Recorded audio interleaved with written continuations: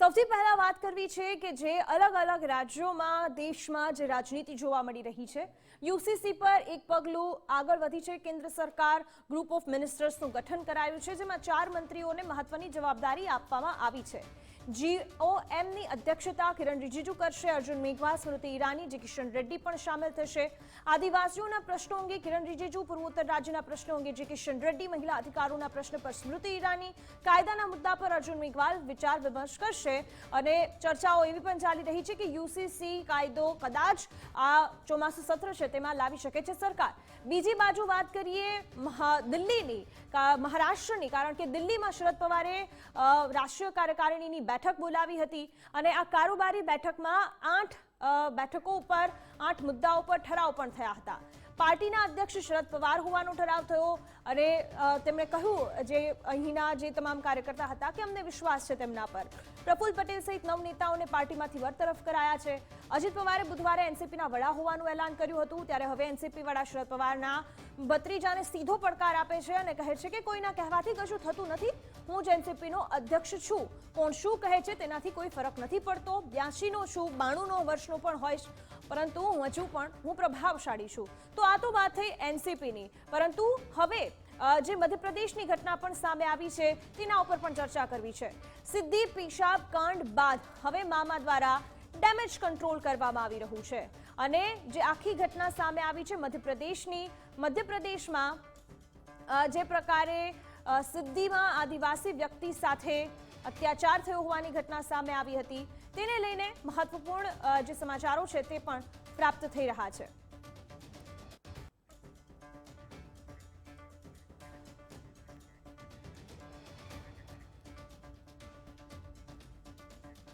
બીજી બાજુ મધ્યપ્રદેશમાં સિદ્ધિમાં આદિવાસી વ્યક્તિ સાથે જે અત્યાચાર થયો હતો, ભાજપના કાર્યકર્તાએ પીડિત પર પેશાબ કર્યો હતો. આજે શિવરાજસિંહે પીડિતના પગ ધોયા, તેનું સન્માન કર્યું. કાર્યકર્તાનો પાપ અને મુખ્યમંત્રીએ ધોયા ડાઘ. આ પ્રકારની પરિસ્થિતિ જોવા મળી હતી મધ્યપ્રદેશમાં અને જે રીતે અહીં આ પ્રકારના દ્રશ્યો જોવા મળ્યા. જોકે ચૂંટણીની આ સિઝનમાં આદિવાસીઓના ચરણવંદન થઈ રહ્યા છે, પાપ અને પ્રાયશ્ચિત પર પોલિટિક્સ પણ થઈ રહ્યું છે.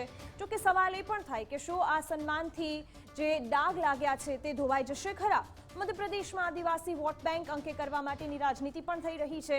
તો મધ્યપ્રદેશમાં 22% જેટલી આદિવાસીની આબાદી છે અને કદાચ એટલા જ માટે ડેમેજ કંટ્રોલ કરવું ખૂબ જ જરૂરી બની જતું હોય, કારણ કે આવનાર સમયમાં મધ્યપ્રદેશમાં ઇલેક્શન્સ પણ આવી રહ્યા છે.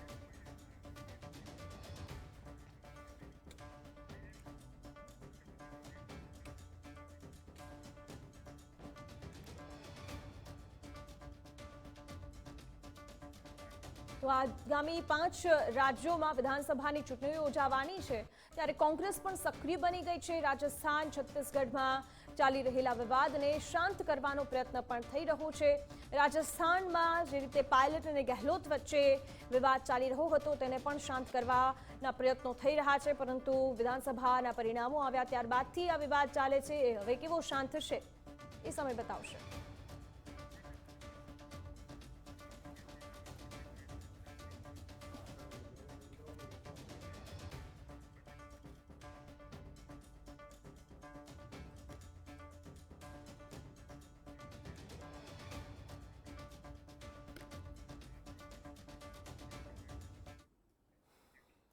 અને જે રીતે દેશ અલગ અલગ રાજ્યોમાં જે રાજનીતિ થઈ રહી છે, પોલિટિક્સ થઈ રહ્યું છે, ક્યાંક ને ક્યાંક સીધી અસર 24 પર જોવા મળશે જ. જોકે આ તમામ મુદ્દાઓને લઈને ચર્ચા કરીશું. આપણી સાથે તમામ મહાનુભાવો પણ ઉપસ્થિત છે. મુકેશભાઈ પંચાલ કોંગ્રેસથી આપણી સાથે જોડાયા છે. સ્નેહલભાઈ જોશી આપણી સાથે જોડાઈ ગયા છે, તેઓ ભાજપના પ્રવક્તા છે. સાથે આપણી સાથે જગદીશભાઈ મહેતા જોડાઈ ગયા છે, જેઓ રાજકીય વિશ્લેષક છે. સૌથી પહેલા જગદીશભાઈ આપની પાસે જ આવવા માંગીશ. આમ તો યુસીસીનો મુદ્દો હોય, એનસીપીનો મુદ્દો હોય, એમપીનો મુદ્દો હોય, રાજસ્થાન છત્તીસગઢનો મુદ્દો હોય કે પછી પંજાબ, એટલી બધી રાજનીતિ અલગ અલગ રાજ્યોમાં થઈ રહી છે. એના ઉપરથી એ જ સાબિત થઈ રહ્યું છે કે 24 ભલે આમ તો આવનાર વર્ષમાં છે, પરંતુ તૈયારીઓ પૂરપાટ અને પૂરઝડપે થઈ રહી છે.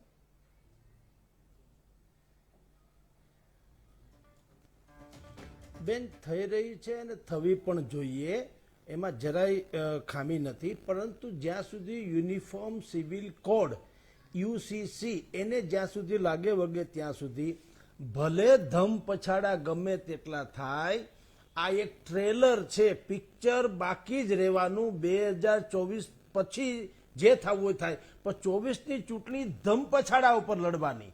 યુસીસી અને યુનિફોર્મ સિવિલ કોડ જે છે એ લાદવો એટલે કે દેશમાં લાગુ પડવો એ આમ જુઓ તો ડાબા હાથનો ખેલ પણ છે ભારતીય જનતા માટે, પરંતુ એને પોતાને જ પ્રોબ્લેમ પણ થાય એમ છે. કારણ કે તમે, હું અથવા તો સામાન્ય જનતા જે સમજી રહી છે કે યુસીસી જે છે એમ કરવાથી મુસ્લિમોમાં જે 4 સ્ત્રીઓ કરવાની વાતો છે, અનેકો છોકરાની વાતો છે, એ બધું બંધ થઈ છે. એ એકમાત્ર માનસિકતા બધી દ્રઢ થયેલી છે, પણ બીજી કોઈને ભાગ્યે જ ખબર છે, યા તો જેને ખબર છે એ લોકો સમજે છે કે યુસીસી નહીં આવે. એ શું છે? આદિવાસી પટ્ટો. આદિવાસી પટ્ટો એટલે કે મધ્યપ્રદેશ સહિતના 6 રાજ્યો એવા છે જેમાં આદિવાસીઓની સંખ્યા બહુ જ છે, જેની કોઈ સીમા નહીં એવી, ને અનેકો બેઠકો ઉપર એનો પ્રભાવ પણ ભયંકર છે. આદિવાસી સમાજમાં પણ આપણે જેમ મુસ્લિમોની વાત કરી રહ્યા છીએ તેમ બહુપત્નીત્વ ધારો છે. એક કરતા વધુ સ્ત્રીઓને પરણવાનો આદિવાસીઓના અનેક ફિરકાઓમાં આ પ્રકારની પ્રથા અમલમાં છે. એ લોકોએ વિરોધનો સૂર ઉઠાવ્યો છે.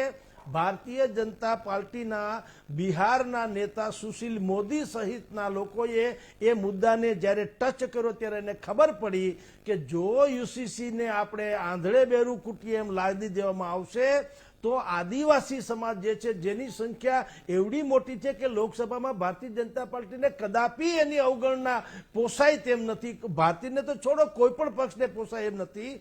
એટલે તમે જેમ કહો છો એમ ચોમાસુ સત્રમાં આની ધમાલ ચોક્કસ થશે. કોંગ્રેસને આ પોતાનું સ્ટેન્ડ નક્કી કરવામાં દ્વિધા અનુભવાય, અથવા તો કોંગ્રેસ આદિવાસીને બદલે મુસ્લિમ તરફી જ વલણ અપનાવે એવું સિદ્ધ કરવામાં ભારતીય જનતા પાર્ટી સાબિત થઈ જાય, આટલા પૂરતી જ વાત છે. યુસીસી 2024 પહેલા એટલે કે ચોમાસુ સત્રમાં લાગુ પડી જાય એ વાતને હું માનતો નથી. બેન ઓકે, આપણી સાથે સ્નેહલભાઈ જોડાયેલા છે. અને સ્નેહલભાઈ, યુસીસીને લઈને આજે જે જીઓએમનું ગઠન કરવામાં આવ્યું છે, ચર્ચાઓ પણ ચાલી રહી છે કે ચોમાસુ સત્રમાં લાગુ થઈ શકે, પરંતુ યુસીસીનું સમર્થનની સાથે વિરોધ પણ થઈ રહ્યો છે. આદિવાસી હોય કે પછી મુસ્લિમ સમુદાય હોય, ઘણા બધા એવા સમુદાય છે કે જે વિરોધ પણ કરી રહ્યા છે. તો પછી આ એક કદમ આગળ કહી શકાય, પરંતુ શું ચોમાસુ સત્રમાં લાવવું એ ભારતીય જનતા પાર્ટી માટે સેફ ગણાશે? યુનિફોર્મ સિવિલ કોડ જે છે તે સેક્શન 44ની અંદર એકદમ ક્લિયરલી સ્ટેટ કર્યું છે કે the state shall endeavour to secure citizen a uniform civil codes throughout the territory of India. એટલે યુનિફોર્મ સિવિલ કોડને મને લાગે છે કે આપણે ઇલેક્શન સાથે જોડવું ના જોઈએ, પણ આ ખૂબ જ અત્યંત જરૂરી છે. કારણ કે ખાસ કરીને જે જગ્યાએ 3 તલાક જેવા કાયદાઓ આપણા ત્યાં હતા, અને આપણે બહુ ફોર્ચ્યુનેટ છે કે આપણે હટ્યા એટલે મુસ્લિમ બહેનો પર થતું જે દમન હતું તે પણ આની અંદર ઘટ્યું છે. એ જ રીતે જે વિરોધ કરી રહ્યા છે તે અમુક એક વર્ગના લોકો છે કે જેને પોલિટિકલ ફાયદો આની અંદરથી દેખાતો હોય છે. એ પ્રકારના જે તત્વો છે મને લાગે છે એ આનો વિરોધ કરે છે. પણ આજે આપણે જોઈએ તો યુનિફોર્મ સિવિલ કોડની જરૂર એટલે છે કે ઘણા બધા એવા ઇશ્યુઝ હોય છે કે જેની અંદર અમુક ધર્મને અમુક સમુદાયના લોકોને તકલીફ પડતી હોય છે. એટલે હવે કોઈ પણ અલગ જે એક્ટ હતા કે જે રિલિજિયન બેઝડ હતા, એના બદલે એક યુનિફોર્મ સિવિલ કોડ જે લાગુ થઈ જાય તો આવા જે તકલીફો નાની પડે છે એની અંદરથી જે બહેનોને ખાસ કરીને વધારે તકલીફ પડે છે તે એની અંદરથી બહાર આવી શકે. ઓકે, જગદીશ ભાઈ, જે રીતે આપણે યુનિફોર્મ સિવિલ કોડની વાત કરતા હોઈએ તો એક તબક્કો એવો છે કે જે માને છે કે યુનિફોર્મ સિવિલ કોડ એ એક દેશ માટે ખૂબ જ સારો કોડ છે અથવા તો સારો નિયમ અને કાયદો છે, છતાં પણ અલગ સમુદાય ધર્મના લોકો તેનો વિરોધ કરે છે.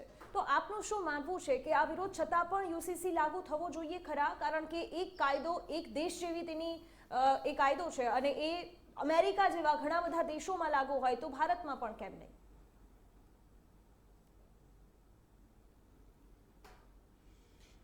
બેન, લાગુ પડવો જોઈએ. કાયદો તો બેસ્ટ જ છે. આપણા દેશમાં શું છે કે કોઈ પણ સારી વાત કરવી હોય ને તો એને લોકશાહી હોવાને કારણે પેલા તો જનમત સાથે હંમેશા સાંકળી લેવામાં આવે છે. અને જનમત એક એવી મજબૂરી છે તમામ પક્ષોની કે ગમે તેટલો સારો નિર્ણય હોય તો પણ જો બહુમત સંખ્યા એનાથી વિરોધ કરે તેમ હોય અથવા તો બહુસંખ્ય લોકોનો વર્ગ એનાથી વિરોધમાં જાય એમ હોય તો કોઈ પણ રાજકીય પક્ષ દાજતામાં હાથ નાખવાનું ટાળે. આ યુનિફોર્મ સિવિલ કોડ છે એની બે માન્યતા દેશમાં પહેલેથી જ એક ગેરમાન્યતાની જેમ ધસી પડી છે. શું છે? બધા જ માનવા માંડ્યા છે અને ચર્ચા પણ મોટા ભાગે એવી રીતે કરવા માંડ્યા છે કે યુનિફોર્મ સિવિલ કોડ એ મુસ્લિમ વિરોધી છે. વાસ્તવમાં આ યુનિફોર્મ સિવિલ કોડ છે, એન્ટી મુસ્લિમ કોડે નથી કે પ્રો હિન્દુ કોડે નથી.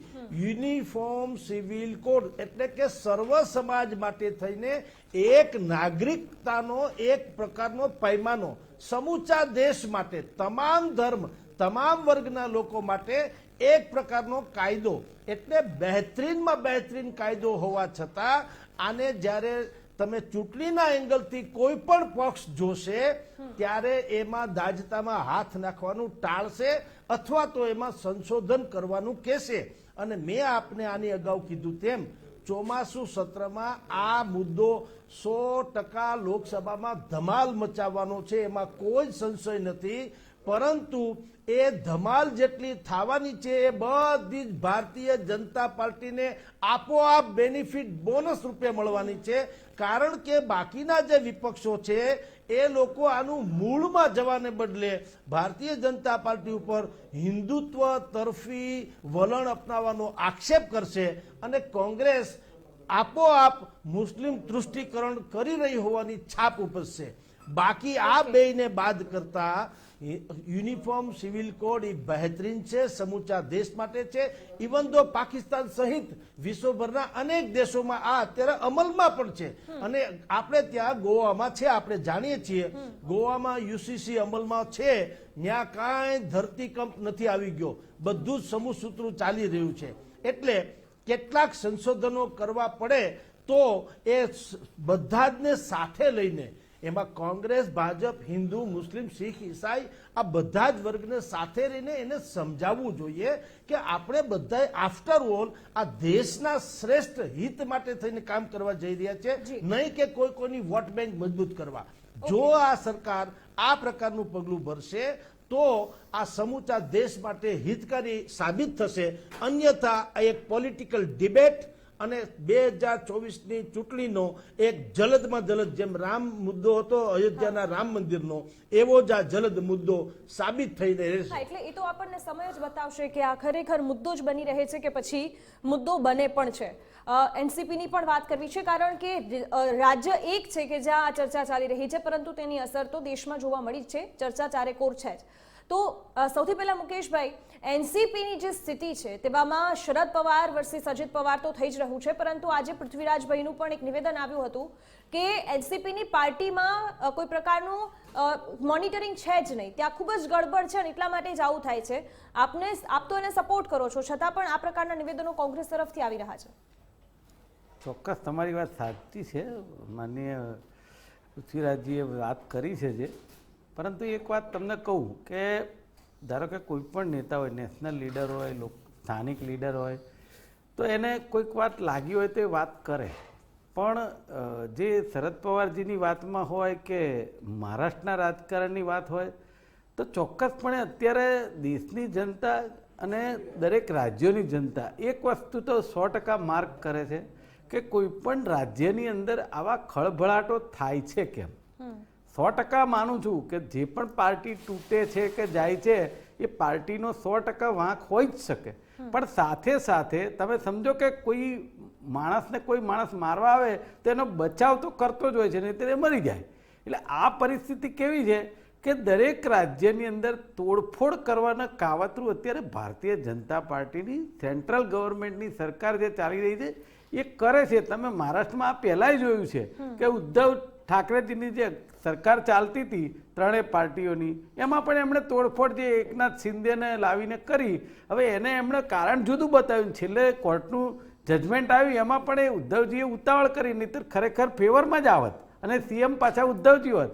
જો કે જે કંઈ સમીકરણ થાય પણ વાસ્તવમાં પરિસ્થિતિ એવી છે કે સામ દામ દંડ ભેદની જે નીતિ ચાલી રહી છે આખા દેશની અંદર એ પ્રજા બાયનોક્યુલરથી જોવે છે. અને હજી તો આ અજીત પવાર અને શરદ પવારની ને અજીત પવારજીની જે ગેમ છે ને એની અંદર રોજે રોજ નવા વળાંક આવી રહ્યા છે. એક જણ કહે છે કે મારું પદ રહેશે, બીજા કહે છે મારું રહેશે. બંને બાજુ ટેકેદારો છે. અને કોઈક જગ્યાએ મેં પોતે મુંબઈમાં જોયું છે કે પવારજીને મુખ્યમંત્રી બનાવી દીધા અત્યારથી. હવે તમે સમજો કે પેલા એકનાથ શિંદેનાથી પ્રલોભન આપ્યા છે, પણ એક બાજુ એકનાથ શિંદેજીનો કેસ પેન્ડિંગ છે. એનું જો જજમેન્ટ આવે કદાચ એની વિરુદ્ધમાં તો ભારતીય જનતા પાર્ટીને પાછું એમાંથી તૂટી જાય પેલા તો સીએમ એકનાથ શિંદે ના રહે. જે રીતે અત્યારે મુકેશભાઈએ કહ્યું કે એકનાથ શિંદેનું પણ કેસ પેન્ડિંગ છે, એકનાથ શિંદેના કાર્યકર્તાઓ, એમના જે નજીકના લોકો છે, એમને વારંવાર આવીને કહેવું પડે છે કે ભાઈ હું મુખ્યમંત્રી રહેવાનો છું, હું ક્યાંય નથી જવાનો, આવનાર સમયમાં પણ હું જ હોઈશ. અને બીજી બાજુ બેઠકો પણ થઈ રહી છે. તો અજીત પવારનો ટેકો આવવાના કારણે તો શિંદે જૂથ નારાજ થઈ જશે, તો એનાથી નુકસાન નહીં થાય? દિવ્યા, આ વાતનો જવાબ આપું એ પહેલાં ખાલી મારે એક નાની વાત મારા મુકેશભાઈને યાદ કરાવી છે કે જે પાર્ટી સાથે અત્યારે જોડાયેલા છે એ પાર્ટીનો ઉદ્ભવ કેવી રીતે થયો એ પણ એમને ખ્યાલ હશે. આપણા ભૂતપૂર્વ વડાપ્રધાન ઇન્દિરા ગાંધીજીએ આ પાર્ટી ફોર્મ કરેલી અને ત્યારે પણ પ્રેસિડેન્ટના ઇલેક્શન વખતે જે ખળભળાટ થયો હતો એની અંદરથી કોંગ્રેસનો જન્મ થયો. અને કોંગ્રેસના બહુ બધા ટુકડામાંનો એક આ ટુકડો છે કે જે અત્યારે આપણી સમક્ષ એના પ્રતિનિધિ આપણી જોડે બેઠા છે. 1978ની અંદર શરદ પવારજીએ પણ 40 MLA સાથે આ પ્રકારે પાર્ટીની અંદરથી બહાર નીકળીને ત્યારના જે પાટીલજી એક મુખ્યમંત્રી હતા તેમની સામે બળવો કર્યો હતો. હવે ના, એટલે મારો પોઈન્ટ એ છે કે મુકેશભાઈ એવું અત્યારે દર્શકોને દર્શાવવા માંગતા હતા એમની વાત પરથી કે આ બધા ખળભળાટ હમણાં જ થયા અને હમણાં જ થાય છે, એટલે એ વાત ખોટી છે.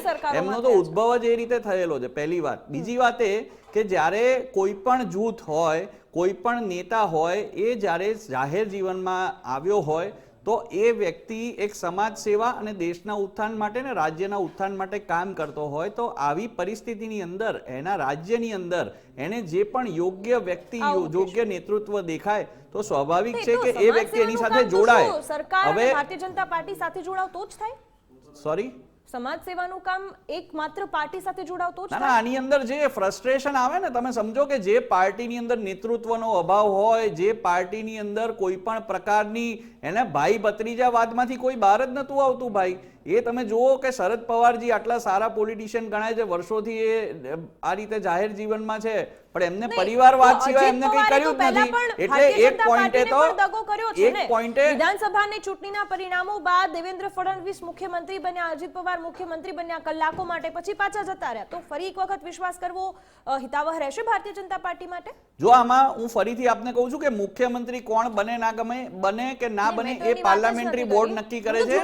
એની અંદર એ મહત્વનું એટલે નથી હોતું કે કોઈ પણ કાર્યકર્તાને આ દાયિત્વ પાર્ટી આપી શકે છે. બીજી વાત કે જ્યારે આ વ્યક્તિ આની સાથે જોડાયા તો સ્વાભાવિક છે, એમને કહ્યું કે મોદીજીના નેતૃત્વની અંદર એમને વિશ્વાસ છે અને એમને જોયું કે જે સમયગાળા દરમિયાન આ લોકોએ મહાવિકાસ અઘાડીની સરકાર બનાવી હતી ત્યાં બુલેટ ટ્રેનનો પ્રોજેક્ટ એ લોકોએ દિવ્યા ખોડંબે ચડાવ્યો હતો અને કરોડો રૂપિયાનું મોંઘું એ પ્રોજેક્ટ થઈ ગયો અને એ બધો ભાર એ ત્યાંની જનતા ઉપર પડ્યો, ત્યાંની જનતાના ખિસ્સા પર પડ્યો. બુલેટ ટ્રેનનો પ્રોજેક્ટ પણ ખોડંબે રાખ્યો હતો. એટલે જે લોકો સામાન્ય નાગરિકો નો જે ભરોસો તોડે છે, આ રીતે એમનો જે વિકાસ થતો હોય એને અટકાવે છે, એના વિરુદ્ધમાં જઈને આ લોકો અત્યારે ભારતીય જનતા પાર્ટી સાથે જોડાયા છે. અત્યારે કેમ? એટલે કઈ થવાનું હતું કે આટલી તમારી પાસે તો છે, બંને પક્ષો સાથે મળીને સરકાર સારી રીતે ચલાવો છો, તો પછી અત્યારે કેમ જરૂર પડી? ના, જરૂર પડવાનો વિષય મેં આપને જે કીધું એ છે કે આ જે સરકારો હતી એ કામ નથી કરતી અને જનતાના જે ભોગે આ લોકોએ આ જોઈ નતા શકતા એટલે આમાં જોડાયા છે. તો તમારી છે ને. ઓકે જગદીશભાઈ, મુકેશભાઈ આવું આપની પાસે. જગદીશભાઈ, જે રીતની અત્યારની સ્થિતિ છે, એક બાજુ અજીત પવાર છે, અજીત પવાર મંચ પરથી કહે છે કે ડેપ્યુટી સીએમ બનીને હું થાકી ગયો છું, હવે મારે સીએમ બનવું છે. બીજી બાજુ શિંદે જૂથના લોકો આવીને કહે છે કે એકનાથ શિંદે જ સીએમ છે, ત્યાં પણ નારાજગી છે. બીજી બાજુ શરદ પવારને એવું કહેવાય છે કે કંઈ પણ થાય અને એમને ખબર ન હોય એ તો માનવામાં ન આવે. તો આ પરિસ્થિતિઓને કઈ રીતે જોઈ શકાય?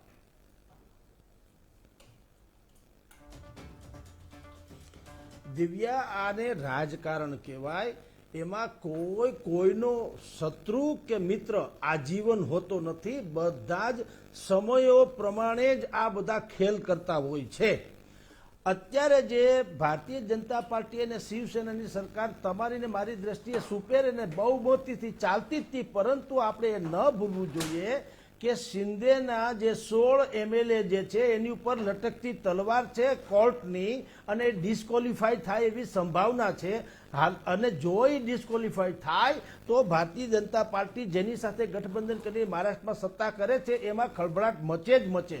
એટલે એને ડેમેજ કંટ્રોલ માટે એડવાન્સ પ્લાનિંગ કરીને એનસીપી ને તોડ્યા છે, અને તોડ્યા છે એટલે કે એ તૂટું છે એટલે તોડ્યા છે. એમાંય પાછું તમને બે વસ્તુ કહું, ભારતીય જનતા પાર્ટી કે કોંગ્રેસ જે કહેતા હોય તે, પણ જેમ લાંચ આપવી એ લેવી એ ગુનો છે, એમ આપવી એમ પણ ગુનો છે. હું તોડી કોઈને શકું પણ કોઈ તૂટે પણ શું કામ?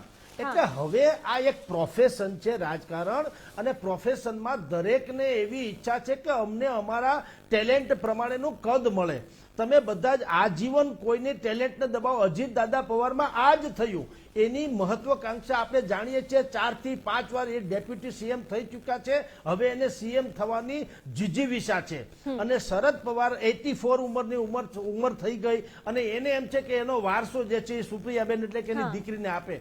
આ બધી જે ટેલેન્ટ દબાવવાની વાત છે ને, એ ક્યારેય કરતા ક્યારે હવે લાંબુ ચાલે નહીં. તારો કી જ્યોત મેં ચંદ્ર છુપે નહીં, સૂર્ય છુપે નહીં, બાદલ છાયો, રણે ચેડો રજપૂત છુપે નહીં, દાતા છુપે નહીં, ઘર માંગન આયો, ચંચલ નારી કો નैन છુપે નહીં, પ્રીત છુપે નહીં, પીઠ દિખાયો, કવિ ગંગ કહે સુનો ભાઈ સાધુ, ભેખ છુપે નહીં, ભભૂત લગાયો.